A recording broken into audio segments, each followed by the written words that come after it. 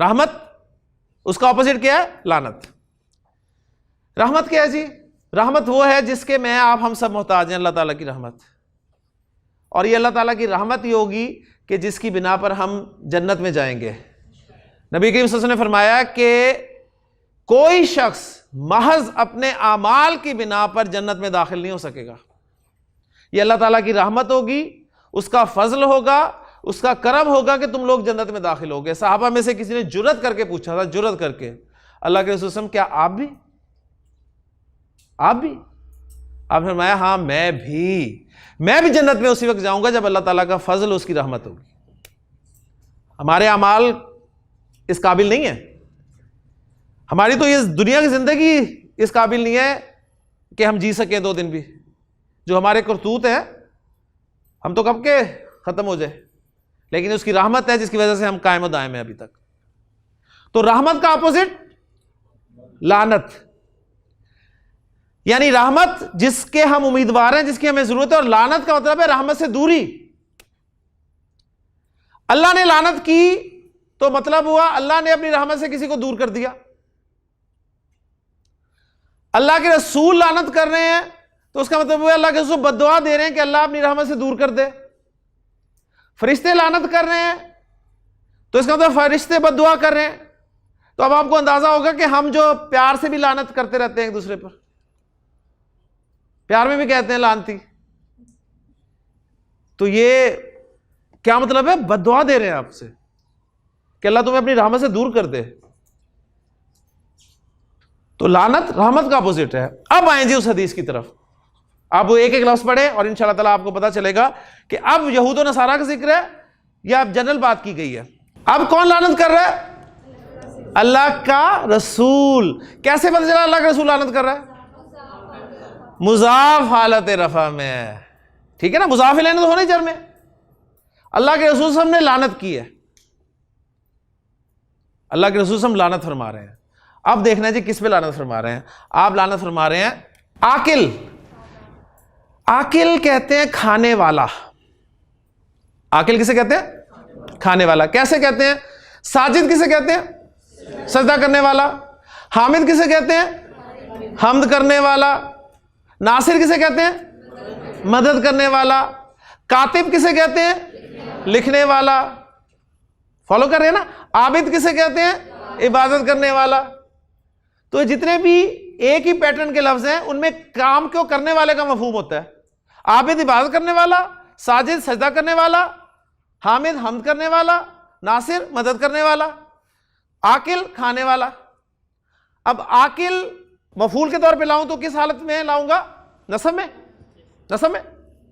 और अगर आकिल को मैं मुजाफ बनाकर लाऊं तो अलिफ लाम भी नहीं होगा, तनवीन भी नहीं होगी, और नसब की शक्ल क्या बन जाएगी? आकिला, और आगे मुजाफ इलैह आ जाएगा।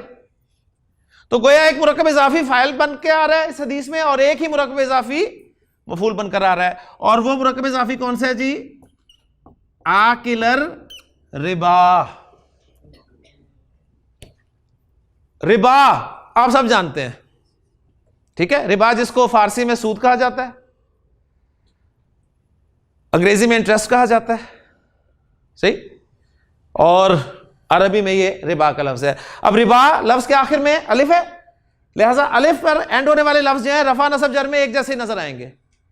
तो यहां पर अरिबा एज ए मुजाफ इलैह है, क्योंकि आकिल जो है मुजाफ है। तो क्या तर्जुमा हुआ इस लाइन का? लाना रसूलुल्लाह सल्लल्लाहु अलैहि वसल्लम आकिल रिबा। अल्लाह के रसूल ने लानत की सूद के खाने वाले पर। कोई जिक्र है जी यहूद और नसारा का? नहीं ना। आगे चलते हैं, ये सिर्फ इसी पर किया है या और भी है? वाह ऐड किया आपने, वाह मुकिलाहू। मुकिल कहते हैं खिलाने वाला। एक सूद खा रहा होता है और एक खिला रहा होता है, समझ रहे हैं ना? खाने वाला और खिलाने वाला कौन है? जो खा रहा है वो कौन है? वो कौन होता है? वो सूद देता है। और जो खिला रहा है वो कौन है? हाँ जी, यानी आपके सामने बहुत से बड़े बड़ी मासूमियतें हैं इस हवाले से कि लोग कहते हैं नहीं नहीं वो है इस वईद में आने वाला जो बेचारा ले रहा है वो तो मजबूर है, ठीक है, वो बचा हुआ है। नहीं, हदीस जरा सुनिएगा गौर से। मूकिल खिलाने वाला, वह मूकिलहू, जिस तरह इब्नाहू मैंने बताया था ना, नसरतु इब्नाहू, आगे ना वही कंस्ट्रक्शन। वह मूकिलहू यानी लान रसूलुल्लाह सल्लल्लाहु अलैहि वसल्लम मूकिलहू यानी मूकिल रिबा, सूद के खिलाने वाले पर, उसके खिलाने वाले पर। दो हो गए। मजीद आपने ऐड किया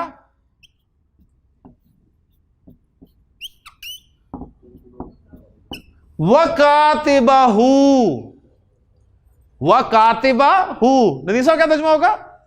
उसके लिखने वाले पर, उसके कातिब पर। अब आगे वो कंस्ट्रक्शन याद करें, नसरतु इब्नैही, मैंने उसके दोनों बेटों की मदद की, ठीक है। लिहाजा मजीद फरमाया आप सब हमने व शाहिदैही, व शाहिदैही, और उसके दोनों गवाहों पर। लाना रसूलुल्लाह सल्लल्लाहु अलैहि वसल्लम आकिला रिबा नंबर 1, व मूकिलहू नंबर 2, व कातिबहू नंबर 3, व शाहिदैही नंबर 5। 5 हो गए। 5 लोगों पर आपने लानत की, ठीक है। ये खा रहा है, ये खिला रहा है, ये लिख रहा है, ये दो एज ए गवाह आ रहे हैं। आपने सोचा होगा कि असल तो ये है, सही है ना, ये बेचारा तो लिख रहा है, ये एज ए गवाह आ रहे हैं, लेकिन आपने बता दिया इनके बारे में एक जुमला इसमिया फरमा दिया, वकाला, आपने फरमाया जुमला इसमें फरमाया जी हुम सवा, हुम सवा उन, वो बराबर हैं।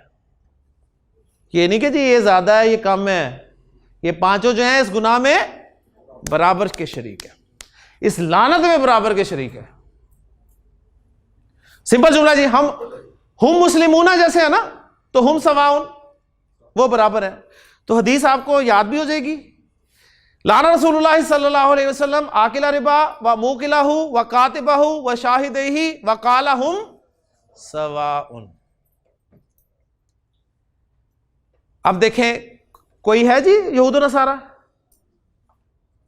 यानी जिसमें फिट आ रही है,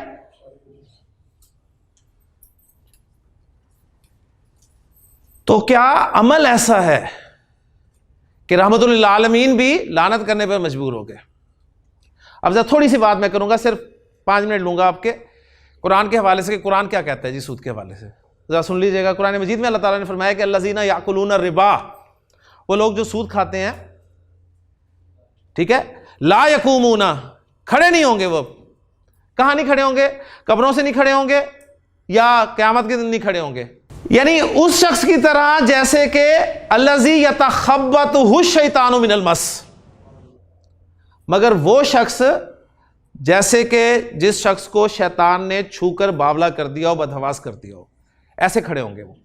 या कब्रों से इस हालत में उठेंगे, या उस दिन अल्लाह के यहाँ पेश होंगे तो इस हालत में खड़े होंगे जैसे शैतान ने छूकर पागल कर दिया हो, बदहवास कर दिया हो। कभी उनकी शक्लें देखा करें, आज भी आपको ऐसे नजर आएंगे, यकीन करें। मजीद फरमाया ज़ालिका बिअन्नहुम, ये हाल उनका इसलिए होगा, कालू कहते हैं, वो ये कहते हैं कि इन्नमल बैउ मिस्लु रिबा, इन्नमल बैउ मिस्लु रिबा, ये बिजनेस जो है ये भी तो सूद की तरह ही है। बिजनेस इंसान क्यों करता है जी? इंसान बिजनेस क्यों करता है? नफे के लिए, प्रॉफिट के लिए। और सूद पे पैसे क्यों देता है? प्रॉफिट के लिए। ऐसे ही है ना, 1 लाख किसी को दिया और 20,000 ऊपर लिए, प्रॉफिट ही है ना। और 1 लाख का माल डाला, 20,000 नफा हो गया, बेचा, 20,000 फायदा हो गया, तो प्रॉफिट है। जब दोनों का मकसद, दोनों का काम एक ही है, तो फिर ये क्या बात हुई? ठीक है। अब अगले जो अल्फाज है ना, वो मुफस्सिरीन में से किसी ने कहा कि उन्हीं के अल्फाज हैं कि वो कहते हैं अहल्लल्लाहुल बैअ व हर्रम रिबा, एक जैसे हैं तो अल्लाह ने तिजारत को हलाल करार दिया और सूद को हराम करार दे दिया। और एक राय है कि अल्लाह की तरफ से अल्फाज हैं कि तुम ये पूछ रहे हो ना एक जैसे नहीं है, कोई इसकी मंतकी दलील नहीं दी, बल्कि उसको अपनी अथॉरिटी शो की कि अहल्लल्लाहुल बैअ व हर्रम रिबा, कि अल्लाह ने तिजारत को हलाल करार दे दिया और सूद को हराम करार दे दिया। ये अथॉरिटी किसके पास है जी? कोई चीज़ हराम है या हलाल है, ये अल्लाह के पास है। अगरचे तुम्हें दोनों चीज़ें एक जैसी नजर आती हूँ। नबी करीम सल्लल्लाहु अलैहि वसल्लम की एक हदीस को इसके साथ जोड़ें, फिर बात बिल्कुल क्लियर होगी। आपसे उसने फरमाया कि अर्रिबा सबऊना हुबन, अर्रिबा सबऊना हुबन, सूद के गुनाह के 70 दर्जे हैं, 70 दर्जे। और अरबी जुबान में 70 का अदद जो है ये कसरत तादाद को जाहिर करने के लिए इस्तेमाल किया जाता है। जैसे हम उर्दू में कहते हैं ना, मैंने आपको 100 दफ़ा जुमला फेलिया पढ़ा दिया जी, पढ़ा दिया ना 100 दफ़ा खान साहब। तो 70 दर्जे हैं, बेशुमार दर्जे हैं। ऐसरुहा, इसका तो लोएस्ट लेवल है, सबसे हल्का दर्जा है, ऐ यनकिहर रजुलु उम्महु, कि गोया कोई शख्स अपनी मां के साथ निकाह कर ले। ये इसका लोएस्ट लेवल है, सबसे लोएस्ट लेवल। जो सब लोएस्ट लेवल ये है, तो ऊपर जाए आप कहां तक जाएंगे जी, तसव्वुर भी नहीं कर सकते। यानी आपको फिर इस हदीस की इंटेंसिटी पता चलेगी कि आप सल्लल्लाहु अलैहि वसल्लम रहमतुल लिल आलमीन ऐसे ही नहीं लानत फरमा रहे, ऐसे ही नहीं बद्दुआ दे रहे। अब ये कैसे किसी कोई शख्स मां के साथ कैसे निकाह करे, इसको जरा समझ लें। आज के दौर में जरा नीचे आए थोड़ा सा, मां बहुत बड़ा दर्जा है। और अरब में एक निकाह मक्त कहलाता था, वो पैसे के चक्कर में अपनी माँ के साथ भी निकाह कर लिया करते थे कि पैसा जो है वो रहे अपने पास ही रहे, बाप मर गया, ठीक है, तो जो माँ थी उसकी बीवी थी उसे निकाह कर लिया करते थे। आज के दौर में कैसे बात समझ में आएगी जी? ऐसे समझ में आएगी, सिंपल सी मिसाल है मैं आपको देता हूँ कि एक नौजवान शादी की उम्र को पहुँच गया और उसे लड़की चाहिए जी रिश्ते के लिए, बहुत परेशान है, डिस्कस करता है अपने दोस्त से, उसे कहता है यार कोई मशवरा दो। उसे मशवरा देता है जी, ज़रा सुनिएगा। वो कहता है तुम्हें मशवरा देता हूँ, बहुत ही ज़बरदस्त मशवरा। वो कहता है हाँ। वो कहता है यार तुम ऐसा करो, अपनी बहन से निकाह कर लो। मैं एक लेवल से नीचे आ गया बात ताकि आपको समझ में आए। अपनी बहन के साथ निकाह कर लो। तो मशवरा सुन के जी वो क्या करेगा दोस्त आपके ख्याल में? थप्पड़ मारेगा ना, खेल के थप्पड़ मारेगा उसे। अच्छा, थप्पड़ खाने के बाद नदीम साहब वो कहता है अच्छा चलो तुम बुरा मना के मैं अब तुम्हें सही मशवरा देता हूँ, तुम अपनी कज़न के साथ निकाह कर लो। अभी थप्पड़ मारेगा? नहीं नहीं, थप्पड़ मारेगा मुझे बताएं? नहीं मारेगा ना। अब सोचेगा कि यार ये तो मैंने ख्याल ही नहीं किया कभी। अब वो पूछता है थप्पड़ खाने के बाद और दूसरा मशवरा देने के बाद कि यार जब मैंने कहा अपनी बहन से निकाह करो तो तुमने थप्पड़ मार दिया, मैंने कहा अपनी कज़न से निकाह करो तो तुमने कहा यार ये मैंने तो सोचा ही नहीं। अब तुमने सोचा, गौर व फिक्र किया, दोनों एक जैसी तो है, हम उम्र है, एक जैसी फिजिक है,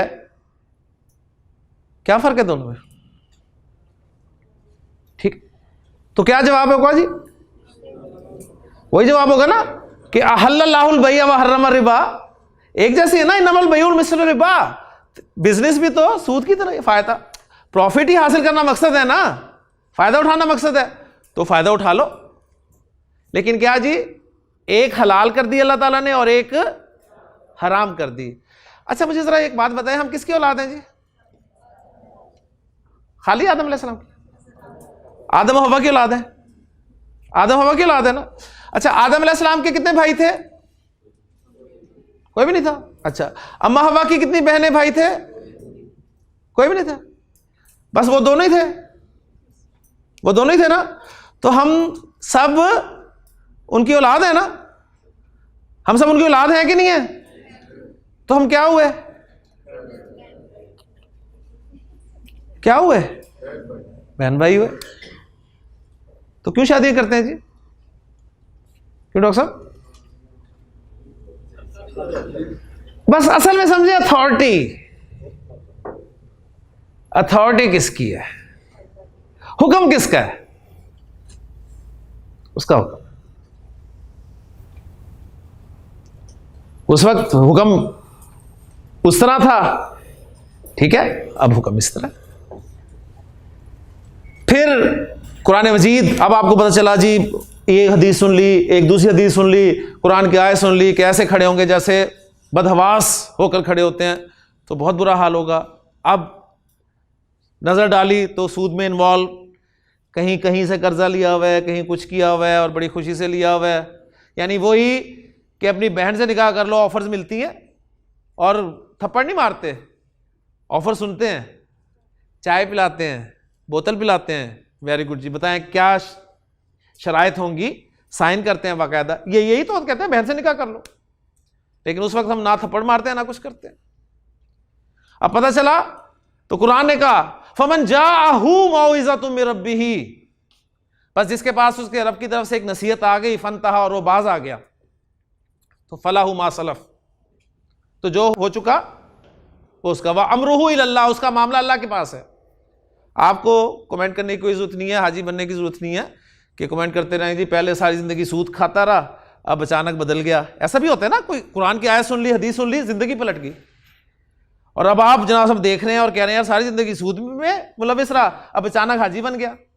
तो ये नसीहत आ गई और उसने चेंज कर ली अपनी डगर को, अपनी चेंज जिंदगी रविश को बदल डाला, तो आप उसका मामला अल्लाह के पास जाने दें। व अमरुहु इलल्लाह।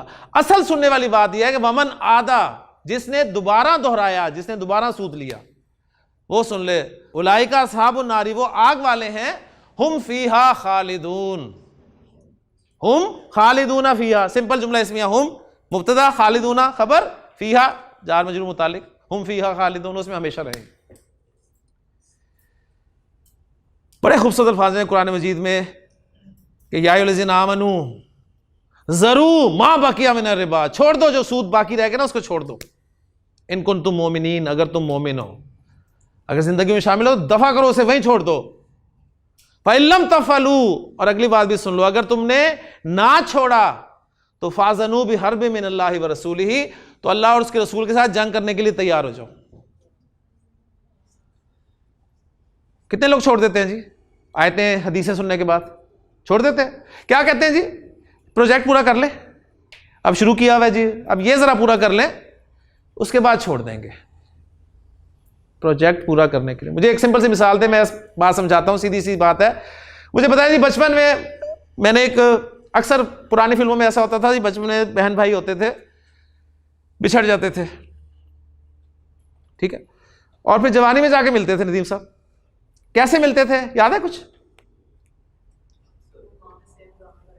हाँ, कोई फैमिली सॉन्ग हुआ करता था, कोई ऐसा गाना होता था बचपन का, कोई फैमिली सॉन्ग, वो गाना चलता था और वो पहचान लेते थे और मिल जाते थे। छोटी सी मिसाल जी, दो बचपन में बहन भाई खान साहब बिछड़ गए, उनका फैमिली सॉन्ग भी नहीं था। पॉसिबिलिटी है ना कि जब बड़े हो, जवान हो, तो उन दोनों का आपस में निकाह हो जाए? पॉसिबिलिटी है ना, पॉसिबिलिटी है ना, पॉसिबिलिटी है, हो सकता है। अब मुझे होता है एन निकाह के बाद भाई को पता चलता है ये मेरी बहन है किसी और जरिए से, क्या करेगा डॉक्टर साहब, क्या करेगा? फौरन छोड़ देगा या कहेगा प्रोजेक्ट पूरा कर लो? नहीं ना, इतना पैसा लगाया हुआ है, कल वलीमा है, इतने लोगों को बुलाया, इतना खर्चा हुआ है, प्रोजेक्ट की सोचेगा? तो यहां क्यों प्रोजेक्ट सोचने लग जाते हैं कि ये कर लूं पहले, ये जो किया हुआ ना बस इसके बाद मैं हाजी बन जाऊंगा। छोड़ दो मां बकिया मिनर रिबा, जो कुछ सूद में रहता है छोड़ दो, वहीं खत्म कर दो। नसीहत आ गई तो बस खत्म, वहीं रोक दें अपने आप को, वहीं रुक जाएं। ये कुछ करेंगे तो होगा। नबी ने फरमाया कि एक दौर ऐसा आएगा कि कोई शख्स डायरेक्ट सूद में इन्वॉल्व नहीं होगा, यानी आप में से कुछ लोगों ने बड़े खुश होंगे इस वक्त, माशाल्लाह हम शुक्र है अल्लाह का बचे हुए हैं, तो उनके लिए हदीस है। आपने फरमाया कि एक वक्त ऐसा आएगा कि लोग बराह रास्त सूद में इन्वॉल्व नहीं होंगे, लेकिन सूद का गुबार, धुआं उनके अंदर जरूर जा रहा होगा, गुबार और धुआं उनके अंदर जरूर जा रहा होगा। तो आप बचे हुए बेशक, लेकिन आप धुएं उसी गुबार में सांस ले रहे हैं। सिंपल सी मिसाल, बाहर आग लग गई हो दरवाजे के बाहर, अल्लाह ना करे, क्या करेंगे हकीम साहब? बुझाएंगे ना, कोशिश करेंगे। चले फर्ज किया आग लगी हुई है, धुआं उठ रहा है, नहीं बुझा रहे, लगी हुई है बहुत ज्यादा है, तो धुआं अंदर आएगा कि नहीं आएगा इलाका साहब? क्या बंद कर लेंगे? खिड़कियां बंद कर लेंगे, दरवाजा बंद कर लेंगे, नाक बंद कर लेंगे, मुंह बंद कर सकते हैं? नहीं, सांस भी तो लेना है ना, तो कुछ ना कुछ तो खुला रखना पड़ेगा ना। लेकिन अब आप कोशिश करेंगे उस आग को बुझाने की। अब मुख्तलिफ तरह के लोग हैं और मुख्तलिफ तरह की आरा जाहिर करेंगे कि इस तरह बुझा लो, इस तरह बुझा लो, इस तरह बुझा लो। पढ़ा लिखा अपनी राय देगा, कोई ऐसे देगा, कोई ऐसे देगा। कोशिश जरूर करेंगे, ये नहीं कहेंगे कि बहुत बड़ी आग है छोड़ दें। बाकी बहुत बड़ी आग है इस वक्त, क्या कर सकते हैं? मैं और आप नहीं बुझा सकते। लेकिन उसमें छोटी सी मिसाल मैं आपको देता हूं उस चिड़िया की। याद है इब्राहिम को जब आग में डाला गया था, तो वो चिड़िया उड़ी थी, उस चोंच में पानी लेती थी और उस आग पे डालती थी जाके, फिर उड़ती थी, पानी लेती थी, आग पे डालती थी। किसी ने पूछा कि भी चिड़िया तुम्हारे इस पानी से आग बुझ जाएगी? तो क्या जवाब दिया था उसने? उसने कहा मुझे पता है ये पानी इस आग को बुझाने वाला नहीं है, लेकिन कम से कम मैं आग बुझाने वालों में तो हूं ना, लगाने वालों में नहीं। तो हम इतना भी नहीं कर सकते डॉक्टर साहब? क्या आपको मैसेज पता चल गया तो मैसेज तो पहुंचाएं दूसरों तक। और जो कोई कुछ कर सकता है वो अपनी हैसियत, अपनी काबिलियत के मुताबिक कुछ करे। तो अल्लाह ताला से दुआ है कि अल्लाह ताला जो कुछ सुना है उससे अपने आप को भी बचाने की और अपने दूसरे बहन भाइयों को बचाने की, अपने दोस्तों को बचाने की, अपने माशरे को बचाने की, इस मुल्क को बचाने की अल्लाह ताला हमें तौफीक अता फरमाए जी। तो आज हमने जुमला फेलिया में